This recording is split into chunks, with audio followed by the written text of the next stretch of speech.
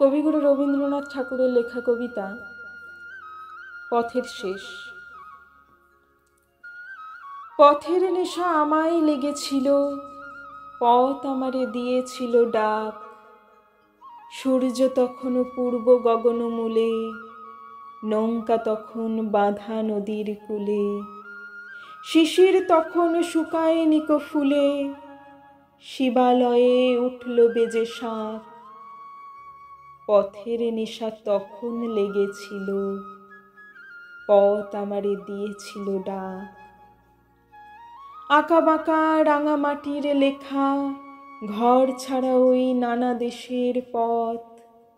প্রভাতকালে অপার পানে চেয়ে কি মোহগান উঠতেছিল গে, উদার সুরে ফেলতেছিল ছে বহু দূরের অরণ্য পর্বত। নানা দিনের নানা পথিক চলা, ঘর ছাড়া ওই নানা দেশের পথ। ভাবি নাইকো কেন কিসের লাগে, ছুটে চলে এলেম পথের পরে।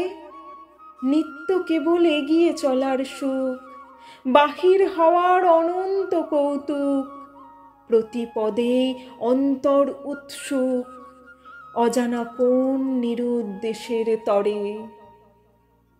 ভোরের বেলা দুয়ার খুলে দিয়ে বাহির হয়ে এলেম পথের পরে। বেলা এখন অনেক হয়ে গেছে, পেরিয়ে চলে এলেম বহুদূর। ভেবেছিলেম পথের বাঁকে বাঁকে নব নব ভাগ্য আমায় ডাকে। হঠাৎ যেন দেখতে পাবো কাকে, শুনতে যেন পাবো নতুন সুর। তারপরে তো অনেক বেলা হলো, পেরিয়ে চলে এলেম বহুদূর। অনেক দেখে ক্লান্ত এখন প্রাণ, ছেড়েছি সব অকস্মাতের আশা।